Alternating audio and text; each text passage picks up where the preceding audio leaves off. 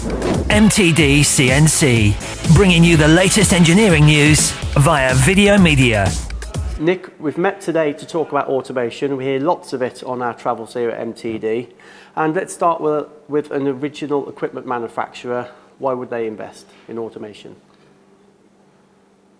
Ultimately, automation is about increasing your output for your investment.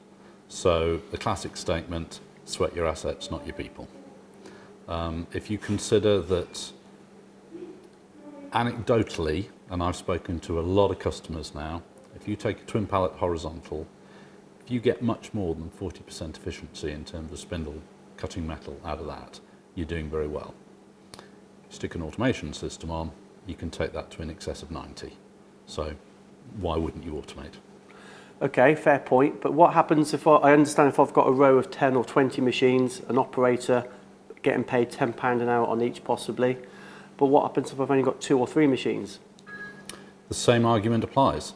If you've got 2 or 3 machines, you've got spare capacity. So, you know, admittedly, if you've only got the capacity to fill 8 hours, there's no point in spending more money.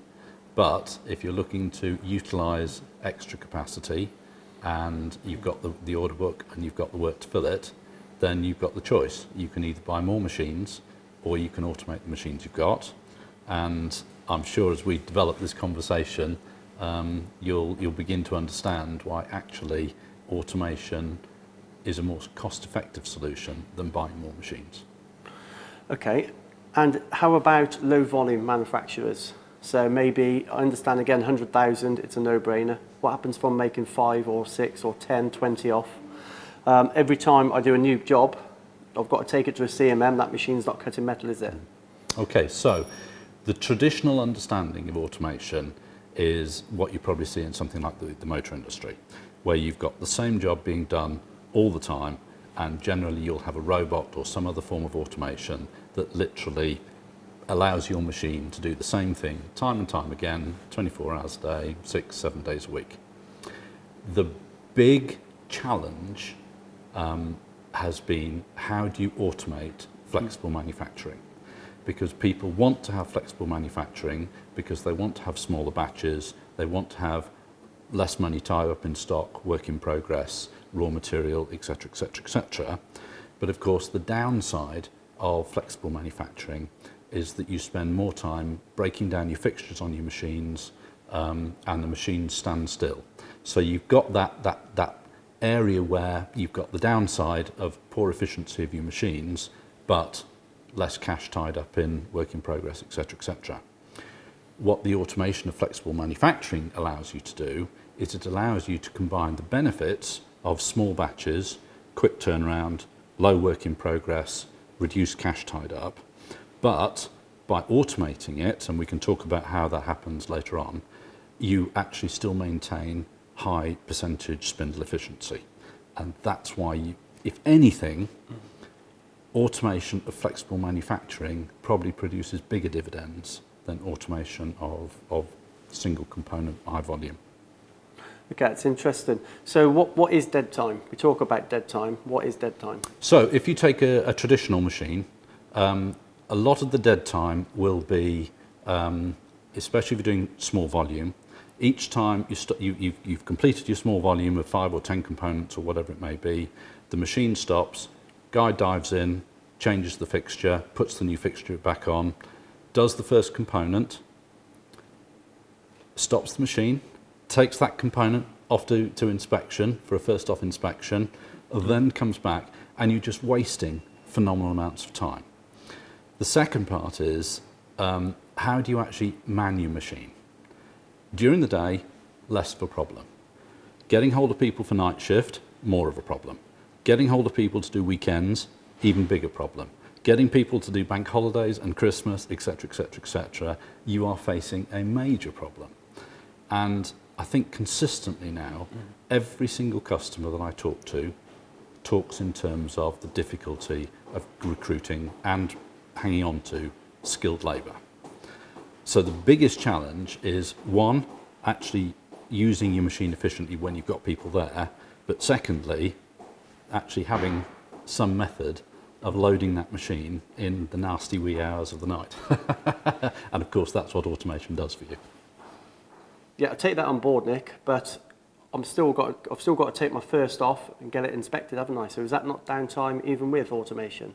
No, because you've got 5 or 6 pallets all queued up waiting to have things done to them. You send in your pallet that's now got your new component that you're machining for the first time.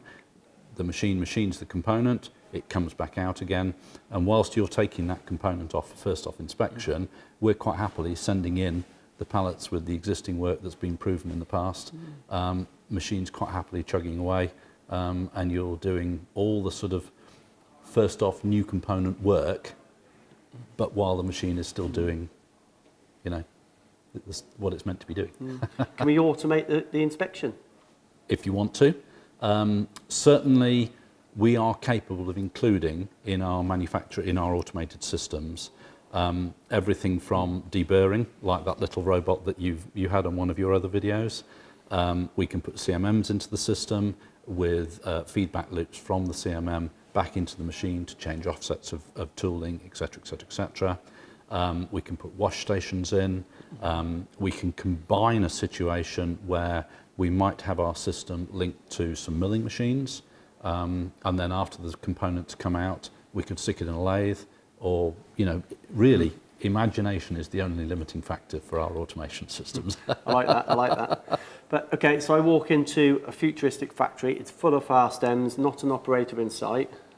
So you've got 10, 20 machines, whatever. What happens if your system goes down? I've got 20 machines, not cutting metal. I'm in trouble. Absolutely. And that I can understand why people are frightened of that. But let's put that in perspective. And I'll draw 2 analogies, if I may. The first is, if you ever watch the news and you see some video of one of the car manufacturers, and the traditional one, of course, is that you see the shell of the car coming down the assembly line and robots diving in and spot welding and doing lots of other things. Very few of those operations are duplicated. So can you imagine that you could have upwards of 1,000 robots along this great big line? If any one of those robots stops, that line stops. If robot reliability was a serious concern, do you think car manufacturers would have robots on their lines? Now, I know that's robots. Pallet management is very similar. Pallet manipulation has been developed across a whole range of industries. No self-respecting warehouse that is a distribution centre for any of the chains of shops that we could all talk about. No self-respecting warehouse is not automated and doesn't have some kind of pallet management system. Pallet management has been around for 30 plus years, and it's now got to the point where the hardware is just not an issue. It works, it runs, people know how long a buzz bar or a component will last. It becomes part of the scheduled maintenance program. Reliability is not an issue. Okay, and how many installations have FASTEMS got in the UK currently? Oh, in the UK, we're getting on for 100 now. Globally, for pallet management systems, we've got well over 1,000, and robot applications, probably about 1,500. So is it fair to say you're a leader in this technology? The differentiator for us, because if I'm being absolutely honest, is lots of people can move pallets around, sure. And lots of people can make robots do things, absolutely. The differentiator for us is that we have spent hundreds of thousands of man-hours developing the software for scheduling and making pallets go in and out at the right time, and fine scheduling, and the ability to sort of answer and do things that most customers will often do manually, and we now do automatically as part of our system.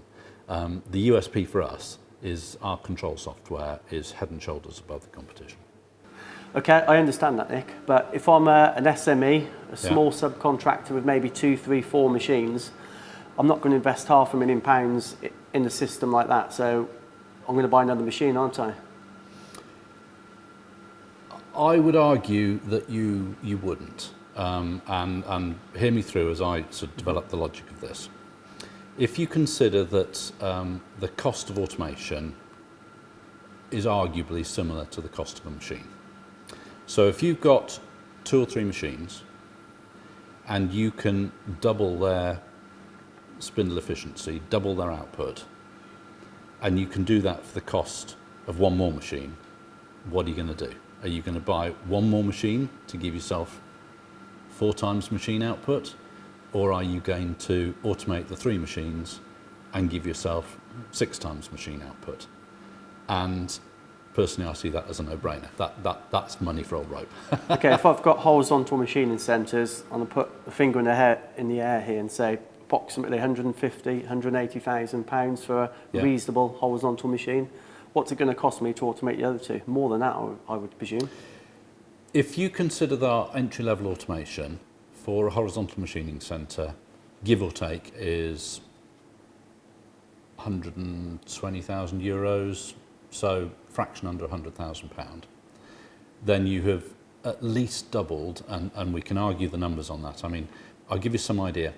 I've talked to a number of customers, and when they actually analyse their machine efficiency, and we're not just talking about sitting in an office and looking up and saying, yeah, there's an operator standing there. Mm-hmm. I'm talking about when they actually analyse how much of the time their machines are cutting metal. Numbers vary between, I've heard as low as 28%, and I've heard as high as a little bit over 40%. Okay? If you assume with automation, we reliably get in excess of 90%, you can see that if you can automate a single machine for less than double the cost of the machine, your quid's in. Yeah, I get that, but if it's low volume manufacturers, a subcontractor, I don't know what I'm going to be machining in a week's time, do I? It's probably a job I've never seen before. So do you really think you're going to achieve 80 or 90% efficiency when you don't know what job's coming through the door? Well, bear in mind, all your building of fixtures on a pallet, all your, if you like, non-machining development time, you're doing while the machine is machining something else. So if you've got your pallet here and you're building up the fixture and you're testing that the component fits in it properly and all the sort of work associated with doing a component for the first time, you're doing that offline, so to speak, while the machine is quite happily chugging away with components that are already established. Okay, if I flip it the other way, why wouldn't I invest in it? You tell me a type of company that shouldn't invest in automation. The only 2 scenarios I can think of are, if you've only got 8 hours work, then it doesn't matter how much spare capacity you've got in that machine, you've nothing to put on it, have you? So if you've only got 8 hours work to do, frankly, you might as well have a machine and just run it through the day. It's when you start to have, when your order books start to increase, and you're beginning to say, what do I do? Do I take on a night shift? Do I buy a second machine? All those sort of questions about how do I increase my capacity, then you start to think automation. The only other scenario that I could think of, and this is a bit far-fetched, but you'll see where I'm coming from. If you have a vertical machining centre and it's an aluminium component, so there's no issues with tool life, and you've got a cycle time of 23 hours and it takes you 10 minutes to load your component, then you can see it's very, very easy to load the component in the middle of the day, switch the lights off, come back the next day at roughly the same time, take that one out, stick the next one in. And in that sort of situation, you're going to be achieving 95%, spindle efficiency. But I don't know many people who've got that luxury. Yeah, sure, no, point taken. If I invest 100,000, 200,000, £1 million, what's the average return on my investment? Average that we've calculated over probably the 1,000 or so systems that we've got. If you're talking about pallet management systems, you look for a payback in less than 2 years. And if you're talking about robot systems, they will generally pay for themselves in a year. Okay, Nick, you've got 15 seconds to sell me automation. Go. Excellent. Okay, Joe, very simple. Significantly improved machine efficiency, significantly reduced dependence on labour. In fact, you get overtime on demand, and especially with the current skills gap that everyone is talking about, you reduce your dependency on people significantly. And then we start getting into the soft savings. reduced work in progress, improved quality, faster response time for customer orders. It just all falls into place. No, well, thanks for your time today. Brilliant. Good to talk to you I again. must admit I'm sold on automation. Excellent. Thank you. So if you want to find out more about automation, speak to the experts at FASTEMS.